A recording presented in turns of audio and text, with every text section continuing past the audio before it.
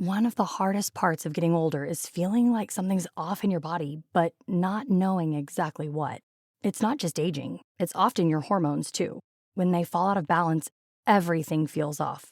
But here's the good news. This doesn't have to be the story of your next chapter. Hormone Harmony by Happy Mammoth is an herbal formula made with science-backed ingredients designed to fine-tune your hormones by balancing estrogen, testosterone, progesterone, and even stress hormones like cortisol. It helps with common issues such as hot flashes, poor sleep, low energy, bloating, and more. With over 40,000 reviews and a bottle sold every 24 seconds, the results speak for themselves. A survey found 86% of women lost weight, 77% saw an improved mood, and 100% felt like themselves again. Start your next chapter feeling balanced and in control. For a limited time, get 15% off your entire first order at happymammoth.com with code NEXTCHAPTER at checkout. Visit happymammoth.com today and get your old self back naturally. Stoveleg Media, igniting conversation.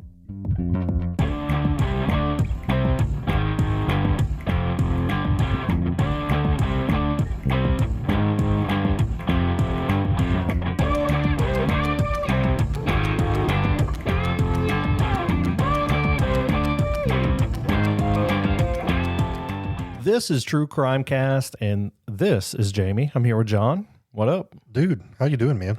Pretty good. Trying to survive the world of allergies, the busyness of life, and getting ready to head out to CrimeCon soon. I know, man. I've started thinking about what to pack. Of course, I've got so much swag to give away that I don't know how many shirts I'm going to be able to take. Right. You know, I think we may have to do some laundry in the hotel. Really excited. We got some good stuff to give away at our table. Can't wait to meet our listeners that stop by our table, but also go and meet other creators that we've been listening to for a while. It's going to be a great time, and I can't wait. It's not too late to get a ticket. If you're interested, it is in Denver, Friday through Sunday of the week this comes out. So you can get a 10% off your ticket using the code CRIMECAST, and we would love to see you there. that would be awesome, guys. I'm looking forward to it. Been to Colorado once in my lifetime and am very excited to get back, but most excited to see some of you guys. Want to take a second and give a big thanks to a couple of folks that submitted some 5-star reviews over on Apple Podcasts. This one comes from Jenna Galzinis, and it says, True Crimecast so quickly became my favorite podcast of all time. Love listening to Jamie and John every week. Keep up the great work, guys. That was very kind. That's very kind.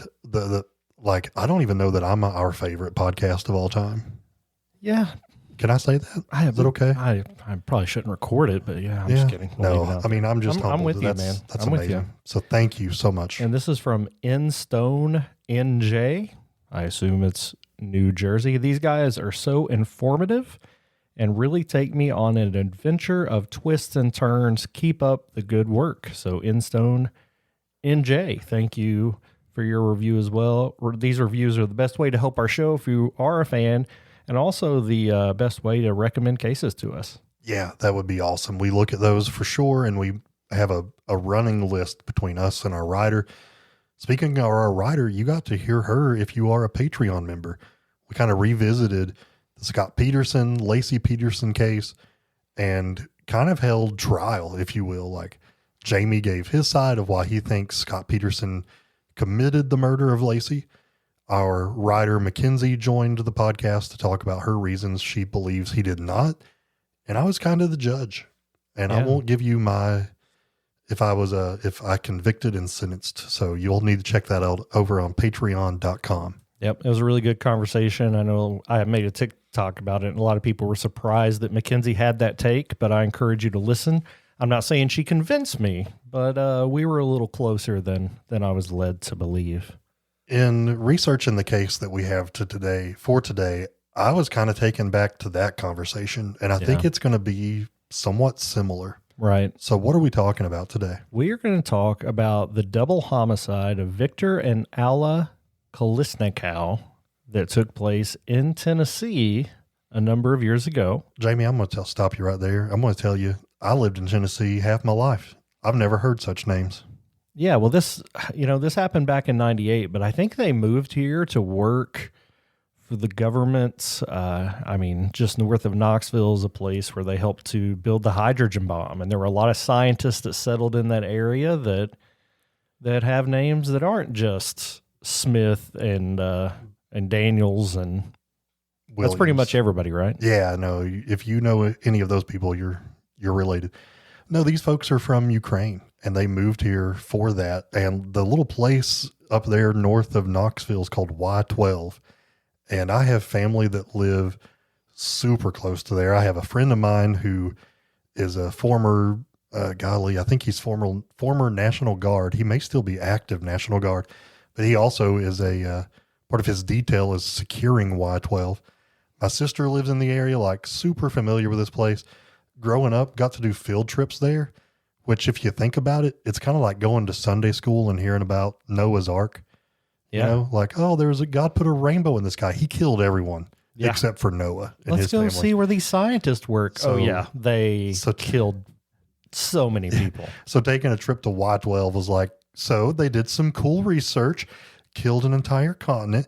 It was a lot of science. Yeah, So let's ask science things. Actually, this would have been around the time maybe you took that field trip, maybe it a would little have after. been precisely the Yeah. time. This was when I was in 8th grade. So anyway, why don't you get the ball rolling here? Yeah, so they lived in Cookeville, Tennessee. And like I said, they moved over here as part of an international education program. They were known as intelligent, ambitious. After their work with wherever they worked, which may be classified, they went into real estate and they really bought up a lot of property and ended up having a lot of rental properties. They would buy and sell things, a lot of flipping properties. So they were very prominent in the area as far as owning a whole lot of land and a whole lot of different properties. You know, this is an area, it's very rural, and a lot comes with that as far as people getting around. I think of, where I grew up, a lot of people riding four-wheelers around. Everybody knows everybody. A lot of trailer parks around. And that was similar to what was happening here, and that's going to play a key role in, I think, who gets accused of this. The night of July 12th, 1998, something went really wrong in their home. They were both found dead, shot execution style, and then their house was set on fire to destroy evidence. On the night of July 11th to July 12th, neighbors recalled seeing some unusual activity near Victor and Alla's home.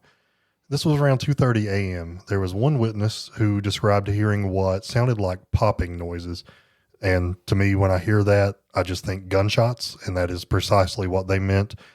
Others would report seeing flames rising from the property just a short time after hearing those gunshots. When firefighters arrived at the scene, they faced a horrific discovery. So inside the burning home, they found the bodies, as you said, Victor and Alla. Autopsies later revealed that both had been shot in the head before the fire was set.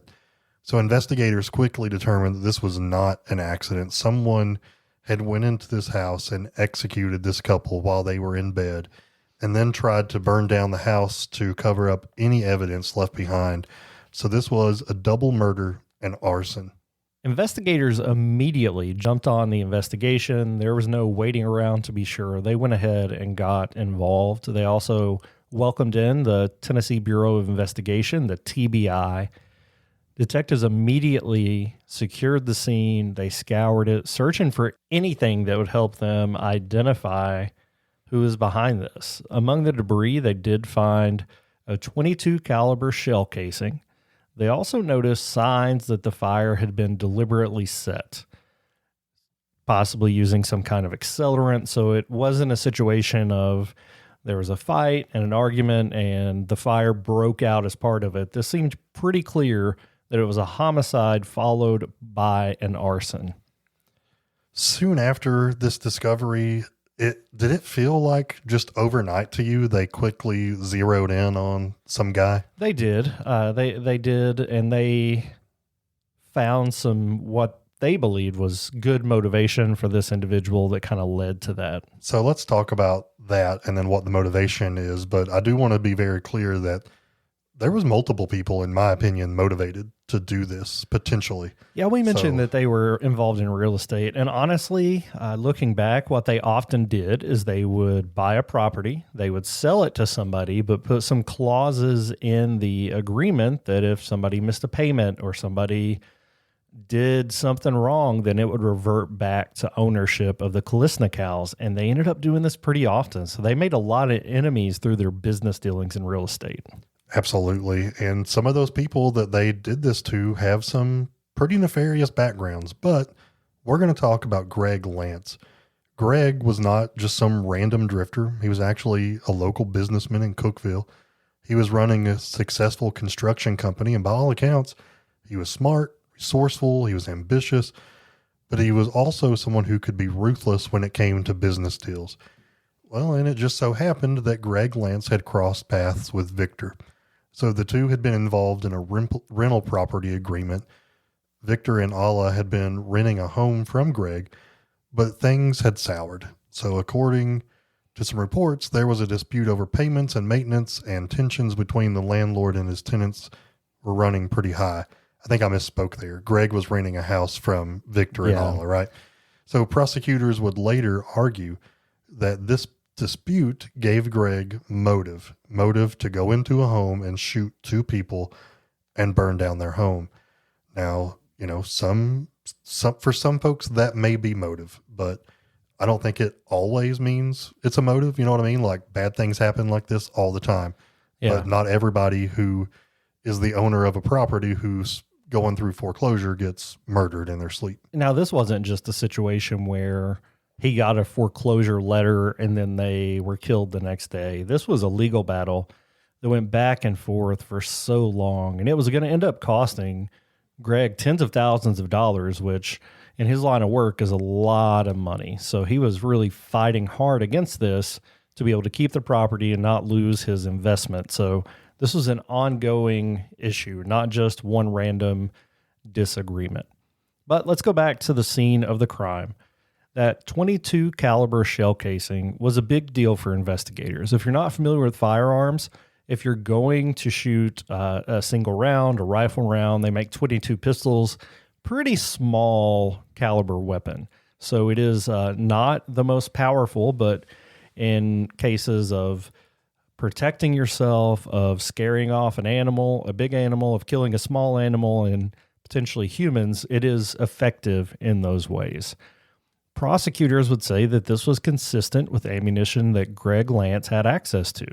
I'm going to stop you right there, man. And I don't want to stereotype, but I can tell you that in this area of Tennessee, I would say 9 out of 9 people have access to .22 shells. Yes. This is the most popular round. This is, I mean, your children get this gun for Christmas. And I'm not trying to be, I don't want that to be offensive in any way, but like, this is very, very common.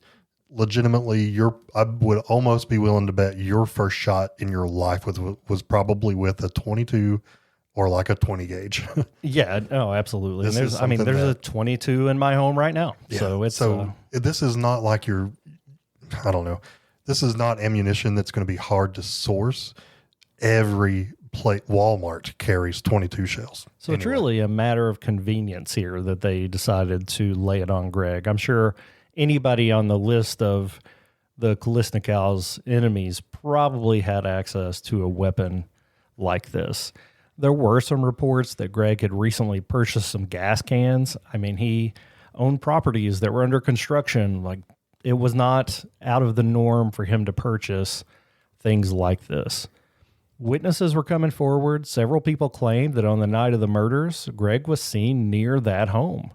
One witness even described a car that they saw in the neighborhood that was similar to Greg's. So as this evidence starts mounting up, like you said, they really get tunnel vision, I think, for Greg Lance, and it continues to get more complicated from there. If the shell casing had Greg's fingerprints on it, I would be totally okay with saying, yeah, this definitely ties him to it. But I'm sorry, just a .22 shell. I've probably dropped .22 shells around my house. So right. Anyway, yeah, I think you're right. I think maybe you add him to a person of interest list, but to make him a prime suspect based on this, I think was very short-sighted. So you mentioned the witnesses that had described seeing a car similar to his or seeing him purchase gas cans. That's really where things get complicated because some of those witnesses gave inconsistent statements at different times. Some of those people would later recant or admit that they were not completely sure.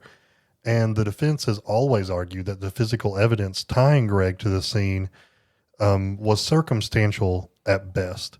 So, I mean, yeah, you have the very limited physical evidence, which in my opinion isn't really physical evidence of Lance's involvement. But then these witnesses are saying one thing, but then when the rubber meets the road, they're backing off or saying they're really not that sure. Yeah, really not a lot of stuff that seems concrete pointing in Lance's direction, but that did not stop authorities. When we get back from the break, we'll talk about the arrest of Greg Lance and whether or not he actually did anything wrong.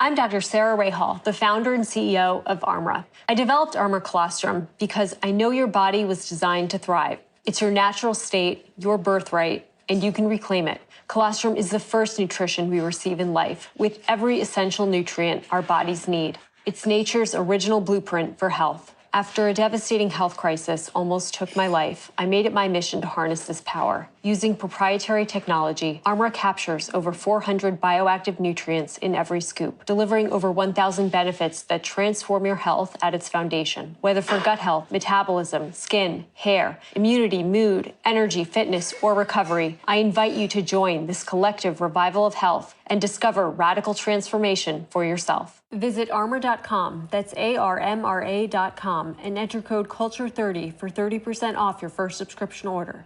This statement has not been evaluated by the Food and Drug Administration. This product is not intended to diagnose, treat, cure, or prevent any disease.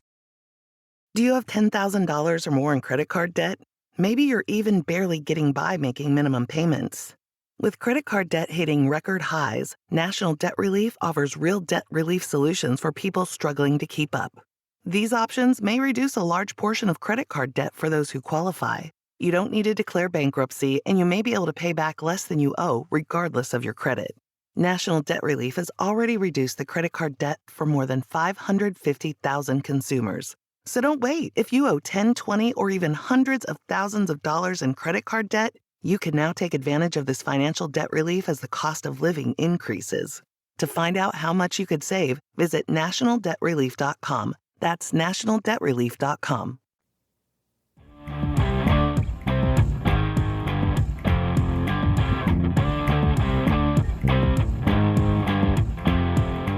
Just a few weeks after the murders, Greg Lance was formally arrested and charged with 2 counts of first-degree murder and arson.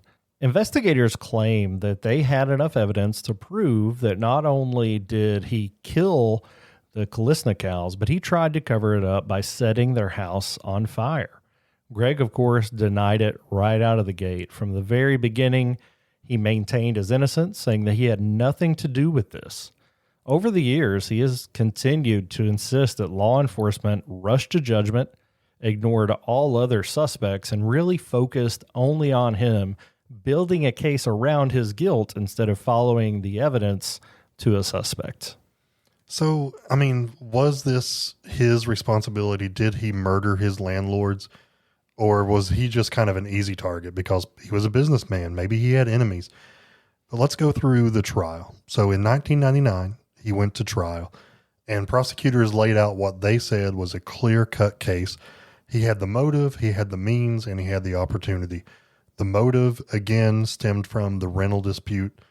The means, they said that he had access to a .22 caliber firearm that matched the type of shell casing found at the scene. And the opportunity, well, they had testimony from witnesses who claimed that he was near the victim's house on the night of the murders. It sounds straightforward, but once you dig into the trial record, things get a little bit murky. Prosecutors had a story they wanted the jury to believe that Greg was furious over the rental dispute, drove to the victim's home late that night, shot them execution style, and then burned the place down on his way out to try to hide this crime. But they relied heavily on circumstantial evidence, in my opinion. And the testimony has been questioned ever since. I've already said that some people have recanted. Jamie, this is why it reminds me of the case of Scott Peterson that we covered with McKenzie. Is this is all circumstantial evidence. None of it physically ties him definitively to their house that night, especially to the fact that he was the person pulling the trigger. Not to give people any insight into my Scott Peterson debate, but I mean, Greg also didn't have an affair, dye his hair, and try to flee the country with a truck full of money and a fake ID. Well, That's neither here nor there. He may have had an affair. Yeah, we don't know that. But No, actually we do. So yeah. his alibi was he was with his mistress, but they didn't want to talk about that because it would present him in a bad light. Okay, maybe it's more similar than I want to believe. But he didn't flee the country. He was just That's across true. town hooking up with his side piece, That's true. which So- is wrong. Don't hear It me is. say anything, but It that doesn't is. mean you're a murderer. It means you're a scumbag. And then there was the issue of the fire. Investigators testified that gasoline was the accelerant used in the blaze, and prosecutors suggest that Greg had recently bought some gas cans, implying that he was preparing to burn the house down, and that was the entire reason for buying them. But maybe the most damaging element for Greg came down to witness testimony about his demeanor. Several people described him as short-tempered, aggressive, and willing to use intimidation if he needed to in business disputes. So the picture painted of Greg by witnesses in the prosecution was somebody who would do something like this, somebody who it would fit in his character to move on a business deal with aggression, even to violence. So like you said, most of this is circumstantial. A lot of it came down to the way they presented Greg's character. Well, let's talk a little bit about how the defense approached this case, because they fought back hard. From the beginning, his attorneys argued that the state's entire case was built on sand. They pointed out that there was no physical evidence directly linking Greg to the murders. There were no fingerprints, there was no DNA, and there had been no weapon originally.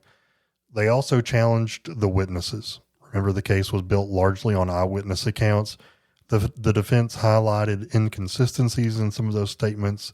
They pointed out that some of the witnesses had changed their story over time or admitted that they just weren't entirely sure about what they saw. And on the issue of the .22 caliber shell casing, the defense made a critical point, and that is kind of what I said, that it is one of the most common types of ammunition in the United States. Millions of people own it, and the casing found in the home could have come from virtually anybody in the area. Sounds like I could have been an attorney on this case. Sounds like you could have been, because it's a lot of the defense was pretty straightforward. Now, they did find a weapon, and they asked an individual named Sam Horn about that, and he claimed that the weapon actually belonged to Claude Wright. So they believed this to be the murder weapon. They questioned a guy named Sam Horn about it, also important, and he said he knew it belonged to somebody else. So basically they're saying if this is the murder weapon, then maybe Greg stole it. So a little bit more about the murder weapon, dude. It was a Tech 9 pistol, and there was DNA on it, but the DNA did not match Craig's, right? Right. So kind of crazy to my knowledge. And of course, I'm not going to sit here and say I have access to the police file, but I mean, if it wasn't his, then whose was it? And they don't come out readily and say, actually, we've tested this and it's not Greg, so we're going to continue this investigation. They kind of go balls to the wall and still move forward with everything. Especially at the time, DNA wasn't widespread, and they certainly didn't have CODIS to put the DNA into and look at everybody else around Cookeville that may have had something to do with this. I'm sorry, I'm just going to keep on going on this gun. It's really more circumstantial evidence, because people were saying that Lance was seen shooting and doing some target practicing at a farm in early of 1998, days before the murders. And Jamie, I mean, again, it's Tennessee. Like, what do you do on a Saturday if you go out shooting? I mean, it's kind of what you do. Anyway. Yeah, it wasn't out of the norm. It wasn't a new activity for him, for sure. In a lot of ways, the judge kind of handcuffed the defense. They were limited in how much they could explore alternate suspects, while the prosecution was able to focus everything on Greg. So to the jury, the state's story was clear. It had, like we said, a motive, an opportunity, and a means. But any alternative theories, the defense was unable to put the meat and bones together of any of that. I wanted to point out also, the prosecution pointed out some of his actions after the murders took place were viewed as suspicious. He did travel to Arizona following the killings. He refused to speak to a friend, Ricky Harmon, who is the owner of the farm where he had been seen shooting a weapon. He refused to talk to this guy over the phone because they said that he believed he was being recorded if he spoke to this guy on the phone. And he warned Harmon and another individual, Eric, to avoid speaking with investigators or to the TBI, the Tennessee Bureau of Investigation. These actions were presented as evidence of a guilty conscience. Yeah. And I don't know. This is tough in hindsight, because in hindsight, hearing everything that I've heard now, I'm like, oh, well, that sounds convenient. If presented with this originally, I may have been like, yeah, that is suspicious. They need to look harder at this guy. So I actually get how this looked to the jury. Do you agree with that? I think if you factor in, like, why did you go to Arizona? I mean, I just told you that he went to Arizona. I didn't tell you, did he have a logical reason for going? Did he have a family friend there, for instance? I don't know, but it depends on how it's presented to you. If you just say the dude quickly left town and went to Arizona, of course that's going to raise hair, right? Like, oh, yeah, well, maybe of course he went to Arizona. He just murdered 2 people. He's getting out of town. Right. So, yeah, I get it. That makes sense. On August 6, 1999, Greg Lance was found guilty on 2 counts of first-degree murder and arson. He was sentenced to life in prison without the possibility of parole. For the Kolesnikow's friends and families, and even for the community, this was a sense of closure. This was, like we said, this was a smaller rural area. Everybody knew everybody. And even if you didn't like everybody, you didn't want people being killed without knowing who did it. But for Greg and his supporters, the verdict was devastating. He continued to insist upon his innocence, that he did not kill Victor and Alla. And in the years that followed, he's gotten the attention of some investigators that have continued to be a mouthpiece for his innocence. And it looks more and more likely that he may at some point get a new trial. Almost immediately after his conviction, Greg Lance and his attorneys began filing appeals. They argued that the prosecution had relied on shaky witness testimony, that the evidence had been misrepresented, and that alternative suspects had not been fully investigated. So this was 1999 when they would have started filing appeals. Over the years, his appeals have been bounced through the courts, but so far there has not been an overturned conviction.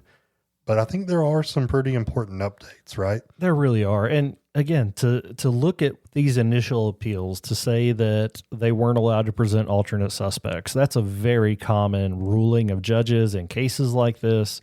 We saw that recently in the Karen Reed case, and obviously that caused an uproar, but it's very common. To say that the evidence was misinterpreted, that really doesn't hold up, because your defense attorneys should have pointed that out at trial, and they were not claiming that he had ineffective use of counsel. So those initial appeals were didn't really have any meat to them. So at least at the time, a lot of people believed Greg was innocent, but they didn't have anything to stand on in the legal process.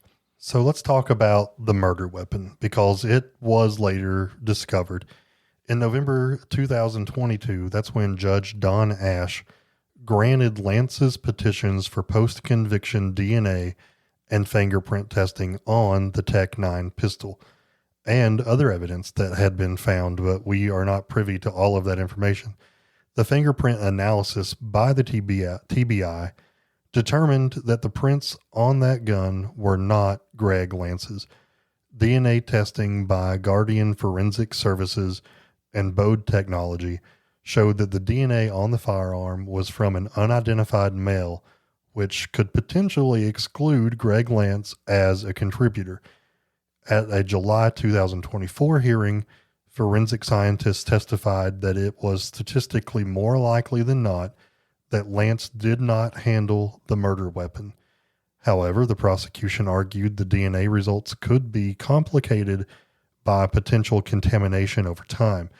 Remember, this was 20 years ago when this all happened, and I've heard, this is not official, but I've heard that there have been times where this gun may or may not have actually been handled correctly in terms of what's it called? The process of chain handling. of custody. Yeah, the chain of custody was shaky, in my opinion. But I mean, scientifically, you can say his fingerprints were not found on the gun. Right. Now, does that mean anything? Well, not necessarily, but it could. I mean, what if the perp was wearing gloves, right? Maybe there wasn't fingerprints on it. Who's to say that the fingerprint that was found on it was the murderer's? It could have been a detective's. It could have been someone an attorney. Who knows? But just the fact that his evidence was not on it is huge, in my opinion. And we've heard more and more accounts from people that were around at that time. And it's been a variety of testimonies for some folks that either were witnesses and recanted and changed their story, or other folks that weren't witnesses or talked to at all. Let's start out talking about Billy Cleghorn. Billy was at Sam Horn's house in the early morning hours after the murders. He described seeing Sam Horn looking crazy and reportedly under the influence of meth. He also reported that Peggy Horn, who was Sam's wife, had made statements suggesting that they may have been involved in the killings. Billy even recounted overhearing Peggy say, "This makes 3 people I've helped kill." In his view, Sam Horn should have been suspect number 1, and that Greg Lance shouldn't have even been on the radar. Members of Billy's family, Jackie and Rachel Cleghorn, also came forward and talked about how chaotic things were at the Horn residence throughout that entire summer of 98. There was tension between Sam and Peggy, and some people heard arguments over issues with payments, with illegal activity. Again, they also had a contract with the Kolesnikows for a property. Jackie would say that Sam Horn was dangerous and aggressive, and he regularly threatened people with firearms when they owed him money. This really sucks that this is coming out after someone's already convicted, right? Like, this is stuff that should have been discussed to investigators. Even if investigators didn't come directly to you, it just sucks that you didn't go to investigators. But at the same time, I get it. If you're talking about a potentially crazy meth head, then maybe you don't want to turn that guy in, right? But yeah, and a lot of this hasn't come out until the last 5 years or so. So Rachel, who is Jackie's wife, added further detail. She described Peggy Horn as terrified and unstable in the days following the murders. Rachel recalled Peggy expressing fear for her life, making cryptic statements that suggested involvement in the killings. And according to Rachel, Sam Horn's behavior implied he could have been the one who orchestrated the violence. And then there's Lacey Harness, now, who also spent time with the Horns. She noted that Sam and Peggy were behind on land payments to Victor and Alla, providing a possible financial motive to want them no longer alive. She reiterated that she believed Sam Horn was responsible and that Greg Lance had no part in the murders. He also recalled Peggy admitting to certain actions in the aftermath, reinforcing the notion that the Horns' inner circle played a central role in this crime. And then came probably the biggest piece of testimony, or I say testimony, of from an individual who claimed to know something about the Horns' role in this. And that's Mitchell Horn, who was the son of Sam Horn. I don't think he was the son of Peggy. I think he was Sam's son from a previous marriage. Regardless, he was in the home at the time. And at some point, Sam said to him, "Son, if you ever end up killing somebody, make sure you don't leave any witnesses. I really screwed the pooch with this one." And apparently what he meant by that was his Peggy. wife was involved, Peggy. So he he left her, I guess, claiming he should have killed her, maybe? That's not great. She was it potentially, if what you're taking here is true, then she would have been the only other surviving witness, right? Yeah. I mean, so. And Mitchell was kind of a kid at the time, so he remembers this conversation with his dad directly and thinking, wow, my dad did this. But he didn't ever know anything about Greg Lance being convicted until somebody contacted him about one of the seasons of the Undisclosed podcast that covered this case. And when he heard that somebody was actually in prison for this, and Sam Horn is no longer alive, so his dad's not around anymore, he immediately called someone and said, who do I talk to? I know who did this, and it was not Greg Lance. So that was a pretty strong testimony from the potential son of somebody who had maybe done this. Well, I don't think his post-trial advocacy stopped there.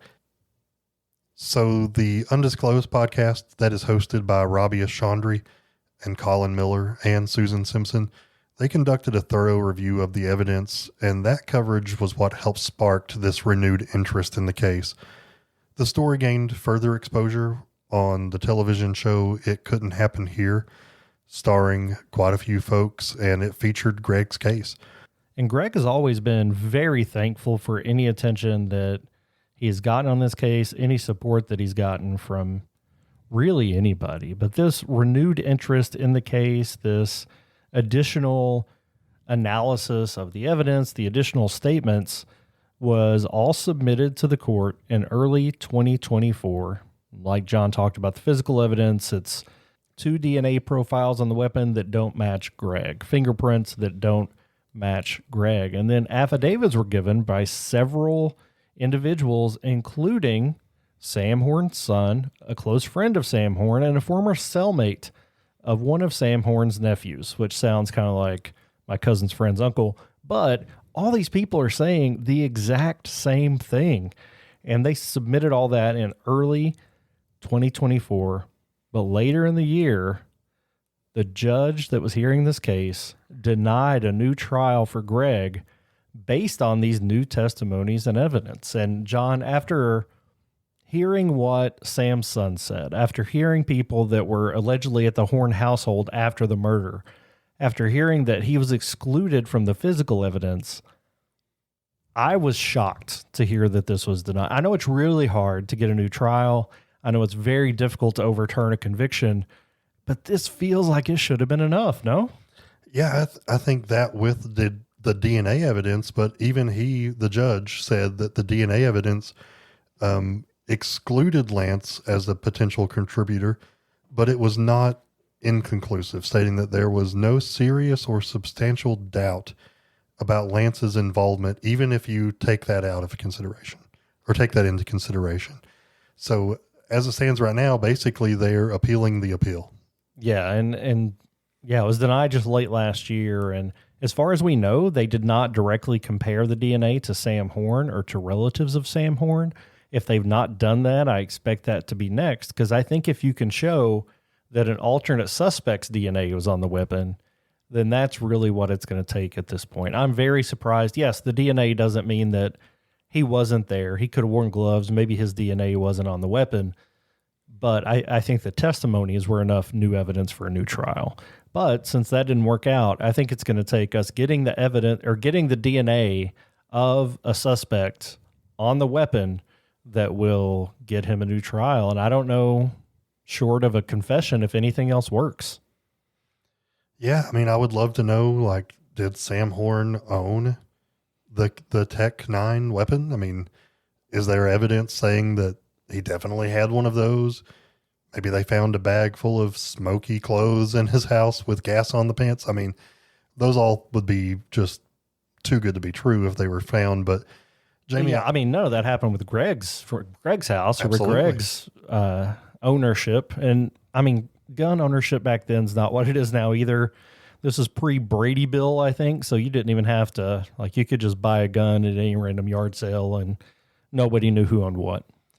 I want to just play Judge, kind of like what I did on our Patreon episode again. If you haven't checked that one out, go listen to it. But Jamie, let's just pretend like you have heard the original trial and not this post-conviction testimony, are you giving a guilty verdict for Greg Lance?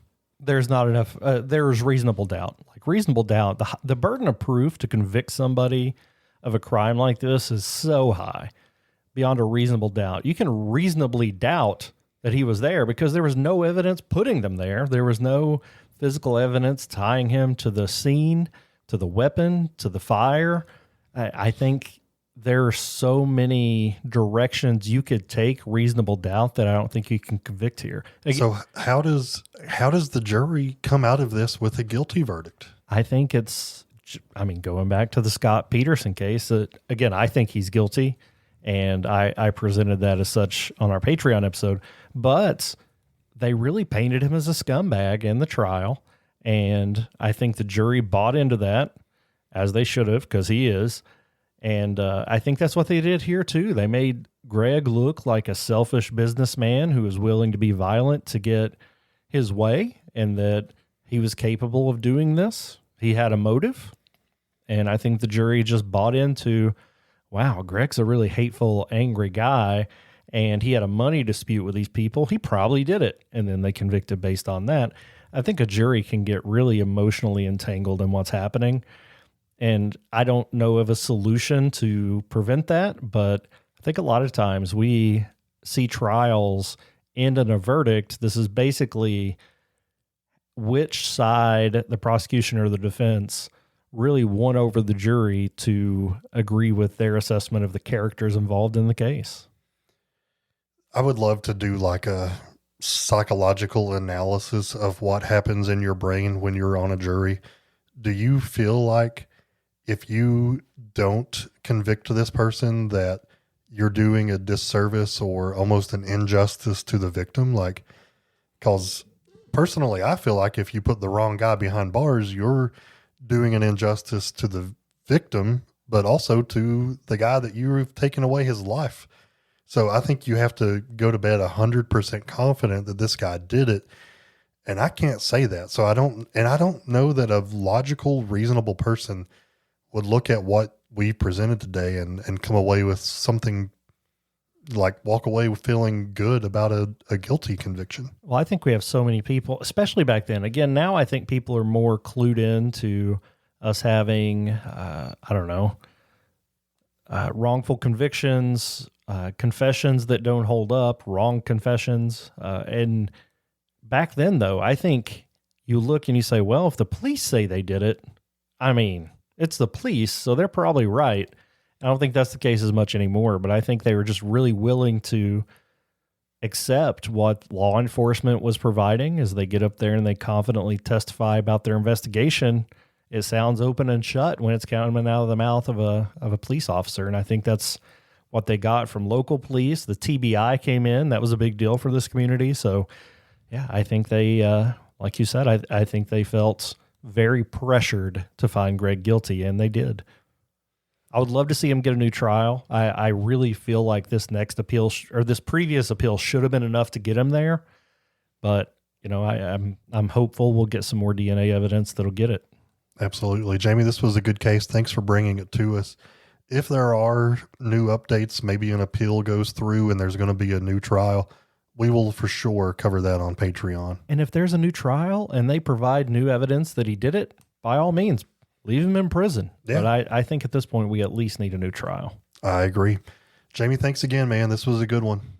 This was a good one. And as always, we'll provide updates as they become available. Also over on TikTok, we've grown quite a following over there, and that's a great place to get sometimes daily updates on things happening in big cases, and sometimes it's just our opinion about what's happening, but it's an interesting forum to discuss issues like this. So is Greg Lance guilty? Does he need a new trial? Love to hear your take. Yep. All right, guys, we love you. We appreciate you sticking around. And until next crime, this has been True Crimecast.